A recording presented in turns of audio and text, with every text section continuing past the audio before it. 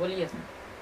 तो my dear students, आज हम आपके लिए लेकर आए हैं क्लास 12 का chapter first sweetest love I do not go poem का इम्पोर्टेंट ऑब्जेक्टिव, जो मोस्ट वीवीआई इम्पोर्टेंट क्वेश्चन है आपके बोर्ड एग्ज़ाम के लिए 2022 के लिए। तो निश्चित रूप से गाइज आप इसको ध्यान से सुनेंगे और आशा करता हूं कि लास्ट तक आप हमारे वीडियो को देखेंगे। तो आइए गाइज, सबसे पहला ऑब्जेक्टिव समझने का प्रयास करते हैं। पहला है आपका sweetest love I do not go is written by. ये sweetest love I do not go एक पोयम है गाइज। यह किसके द्वारा लिखा गया है? तो इसके राइटर हैं गाइज जॉन डन। इसके राइटर का नाम जॉन डन।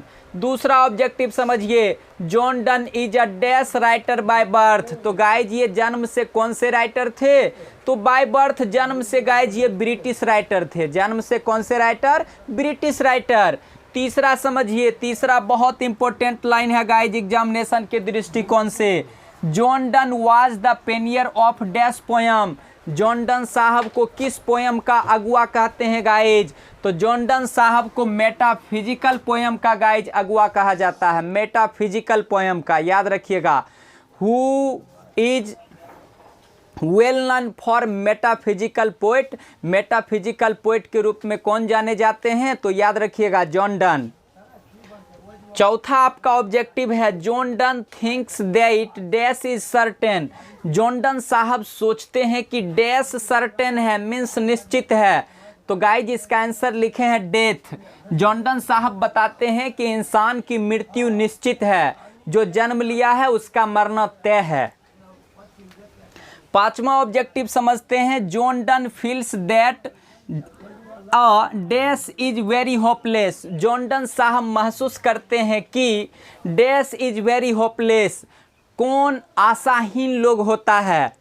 तो गाइज मैन। इंसान बहुत जल्द ही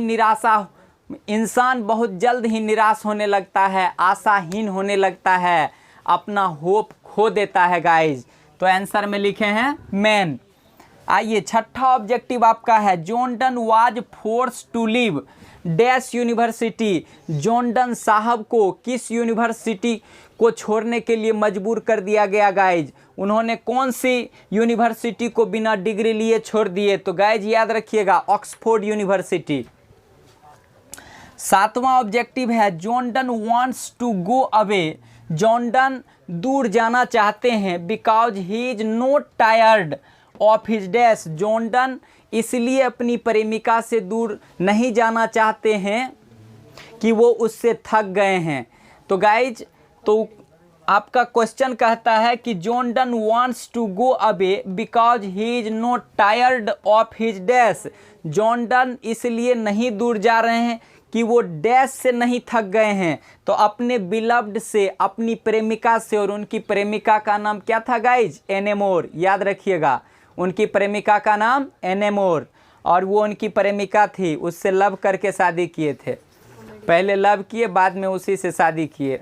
और जॉन डन साहब बड़े सौभाग्यशाली थे कि अपनी ही गर्लफ्रेंड से शादी किए।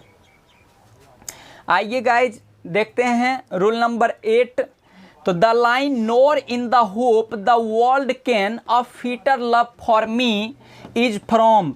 एक लाइन है गाइज कि nor in the hope the world can a fitter love for me. ना ही इस उम्मीद में जा रहा हूँ कि दुनिया में कोई तुमसे अधिक भी मुझसे प्रेम कर सकती है। तो गाइज ये लाइन कहाँ से लिया गया है? तो ये line sweetest love I do not go poem से लिया गया है। आइए 9 नंबर समझते हैं। Sweetest love I do not go is a poetry of dash. ये sweetest love I do not go, ये जो पोएट्री है, ये कविता है। आखिर किस चीज़ की कविता है गाइज? तो ये सेपरेशन की कविता है, यूँ कहिए कि बिछड़न की कविता है।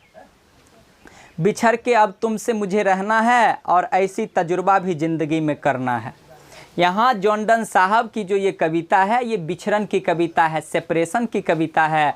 इस कविता में आप पढ़े होंगे कि कभी अपनी प्रेमिका से, अपनी प्रेयसी से, अपनी आज की भाषा में गर्लफ्रेंड से दूर हो रहे हैं।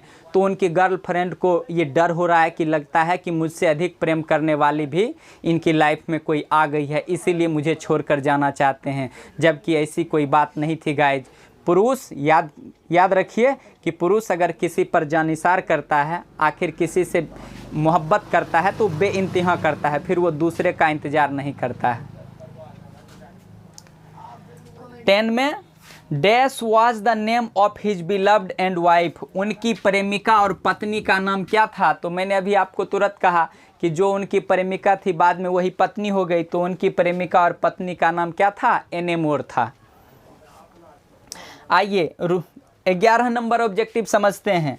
They who keep one another alive can never dash, वे लोग जो एक दूसरे को अपनी यादों में हमेशा जिंदा रखते हैं। कुछ लोग देखिएगा दूर हैं लेकिन हमेशा उसी की यादों में रहते हैं, तो वैसे लोग जो हमेशा एक दूसरे की यादों में जिंदा रहते हैं, can never dash, can never parted be, वे कभी एक दूसरे से अलग नहीं हो सकते हैं।